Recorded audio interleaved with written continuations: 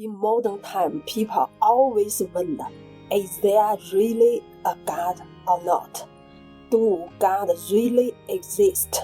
In order to answer this question, we must come back to Bible, because Bible is the letters God said to us. We are totally blind without Bible about God's knowledge. So, let's see what do Bible tell us about God. Bible tells us God is everlasting God. God created all in the universe, including universe itself. God made the law for all in the universe. Especially, God made the moral laws for a human being. Core of it is written on our hearts and many others. How can we find God? God not only used His Bible to teach us His knowledge, He also saw His everlasting power and divinity through His creation. For His invisible attributes, namely His eternal power and divine nature, have been clearly perceived ever since the creation of the world in the things that have been made, so they are without excuse. God saw His everlasting power and divinity through His creation, and no human being can deny His everlasting power and divinity. From history, there are many human beings want to deny God's everlasting power and divinity.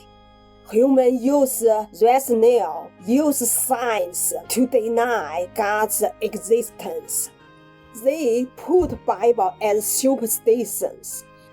Actually, science also want to deny God's existence. But all science in today point to that the universe was created and point to God's existence. God created all things in universe: sun, star, moon, earth, all beautiful heavenly body declare God's power. And on earth, God created grass, herbs, trees, and every kind of living creature, both sea monster, birds, and beasts, and even insects, and all these kind of living creatures, God ordered them to live after their own kinds. God gives them law to obey. Darwin used evolution to deny God's existence. He made sure that every creature adapted themselves into environment so that they can survive. Only those can survive. They adapt to their environment. But his theory is totally denied by God's creation. For example, sea turtles lay eggs in beach sand. So they live entire their lives in sea. It's a dangerous journey for their newly born baby to go back from a beach to sea. Why don't they adapt themselves to their environment sea and lay eggs in sea, just like a common fish do? They saw God's everlasting power and divinity in their obey God's law to lay their baby on beach. More stranger is the salmon who go upstream to lay their eggs. Many of salmon even died on their way upstream to their birthplace. Why they refuse to adapt themselves to the environment? Evolution cannot explain. They are stupid and refuse to adapt to their environment. All these seemingly stupid creatures saw their Creator, God's power and everlasting divinity. The salmon saw their obedience to the laws by going upstream journey. Some even lost their life in the journey, but they still strive to go upstream to lay their eggs. All the creatures except man not only obey but also enjoy the laws God gave them. Yea, the stork in the heaven knoweth her appointed times, and the turtle and the crane and the swallow observe the time of their coming. But my people know not the judgment of the Lord. All creation except man, gods gave them the law and obey God's law. They saw their Creator's divinity and everlasting power. The heavens declare the glory of God, and the sky above proclaims his handiwork. Day to day pours out speech, and night to night reveals knowledge. There is no speech, nor are there words whose voice is not heard. Their voice goes out through all the earth, and their words to the end of the world. God created man in his own image. Everyone has in our heart God's image. This image gave us the same value about righteousness and evil. No matter how evil a person might be, he cannot modify this image. For example, Hitler could not convince himself that his evil was good. Even many his officials could praise him for his evil.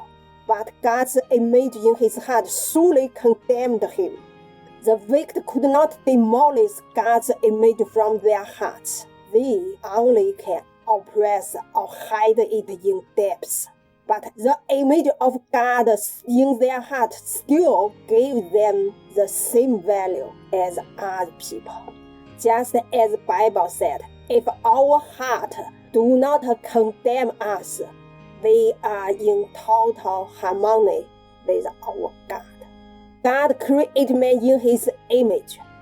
That image also gave us the concept of eternal life. Everybody live on earth always think we will live forever, never think about death. Some even suffered terrible illness and torments on earth, but they still do not want to go to death. Why? Because God also put his image in our heart so that we know unconsciously that after our death we still have life. And that life will have to face judgment in the future. And we fear that judgment, so we fear death. If there is no life at all after our death on earth, human beings should not fear death, but everybody fear death. Because though we do not admit openly God's image in our heart put the concept, there is judgment after death, and if we do not obey God's commandment, we are condemned after our death and will suffer eternal punishment. That's why we fear death. Why cannot we forget totally something terrible we did in the remote past? Why others comforted us on it, gave us excuse, but our hearts still condemn us? It is because we are created in God's image and have the same value from God about righteousness and evil. God also recorded our daily life, not only in his books, please read Revelation 20 verse 12, but also in our hearts. This is eternal image in our hearts. When he judges in the last days, two recordings will come together as proof for the wicked to be condemned. These two recordings are indelible. We cannot forget them. That's why we want to forget them, but we never can forget them.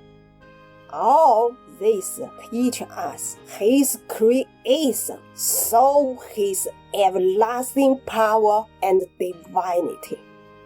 No one in history and in today can deny God's existence. He saw his everlasting power and divinity through all he created. All this knowledge we know about God is only knowledge. If we stop here, we will still cannot be convinced his existence in our heart. We need our heart totally be convinced by His existence. In order to do that, we must read the Bible and meditate it day and night, and try it, test it, to find whether it is true or false, so that we can find what the Bible really is. Bible tells us all about God, and the hard part of the Bible is that God gives us many commandments to obey.